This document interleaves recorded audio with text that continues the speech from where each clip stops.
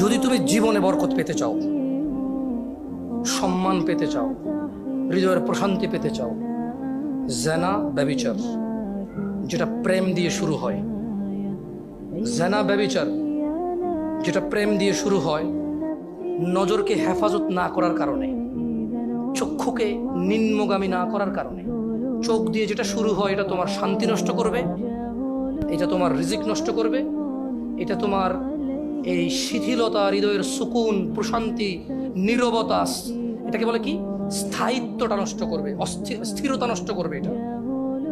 ছোট ভাই, তোমার প্রতি আমার নসিহত, তুমি কে নীল পড়ছে, লাল পড়ছে, কে ছোট পড়ছে, কে বড় পড়ছে, তুমি এগুলা মেজারমেন্ট করার দরকার নাই। তুমি নিচে নজর রাখো, হাঁটো, তোমার এটা জানারও দরকার নাই আজকে তোমার সামনে দিয়ে কয়টা মেয়ে কি পড়ে গেছে তুমি দেখোই নাই। তুমি নিচে হাঁটো, যথাসম্ভব তুমি যতটুকু নিচে দেখে হাঁটা সম্ভব তুমি তোমার চোখকে হেফাজত করো। লজ্জাস্থান হেফাজত হবে, লজ্জাস্থান হেফাজত হলে তোমার হৃদয়ের প্রশান্তি নষ্ট হবে না ইনশাআল্লাহ। রিজিকের দরজা খুলবেই।